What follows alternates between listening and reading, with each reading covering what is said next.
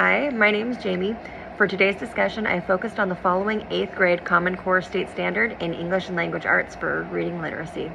It's the CCSS.ELA-literacy.RL.8.5.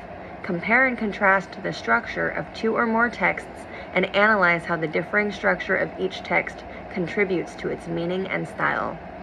The two grouping strategies that I'd implement to support differentiation here would be interest grouping into reading groups, which would be based on preferred genres, where they could discuss different books and deepen their understanding of the literature. Students, in this case, would be broken into groups of 6 based on genre interests to compare the class text that everyone is reading with a group from their personal genre interest. The benefits of this would be that it would promote engagement and motivation by leading first with the student's interest.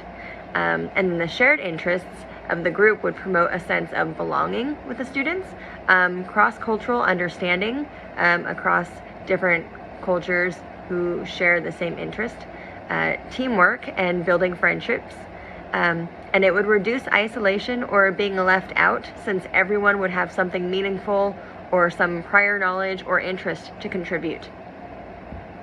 The second one would be cooperative grouping in the form of peer tutoring with the jigsaw method. In this method, students are broken up into 4 to 6 members per group, and they designate who will learn which topic, such as topics like, in this case, organizational patterns of either narrative texts, informative and explanatory texts, or opinion and argumentative texts, or they can even break up into groups of like cause and effect, compare and contrast, problem and solution, and chronological or sequence texts. All members would separate to the designated topic groups and learn amongst those peers, and then they would return back to their original group to share what they've learned with them. Each group member would then have to listen attentively to each member of the group as they present what they learned when they were out in the separate groups. The benefits of this strategy is that every member of the group has an important role in acquiring knowledge and returning back to their group as an expert to share that knowledge.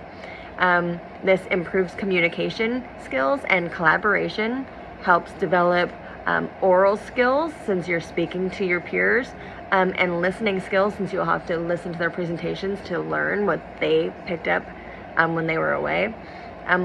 Learning something and then teaching it right after promotes comprehension and retention, as well as this strategy builds interdependence, or like a shared responsibility for learning, and a sense of ownership personally or individually over the learning process, since you don't want to let your team members down because they are relying on you to learn the one topic that you're supposed to learn. This reduces prejudice as a result of learning from others of diverse backgrounds, since their background isn't really relevant in the information that they're learning, and so it doesn't have anything to do with what you're receiving in the group. Both of these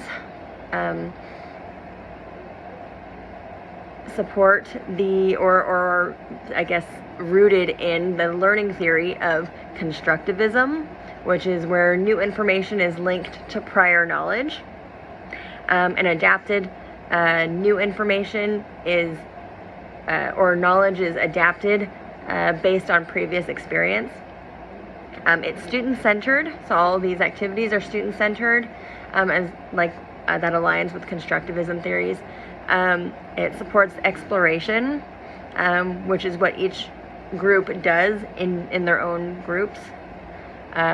Teamwork and reflection as well, where the backgrounds, perceptions, and perspectives of each of the students affects their learning. The tasks are purposeful and it involves collaboration. So these are all elements of the constructivism theory that are aligned with these different activities. In the 8th grade contextual example, interest groups could increase engagement by comparing and contrasting the literary elements of the class text with a text of their own interest. Students from various backgrounds with EL and attention needs would thrive if they were given the opportunity to draw from their own funds of knowledge and culture about stories that resonate with them and identify the literary elements within those stories to better understand the elements of the class text. So that's what I've got. Thank you so much.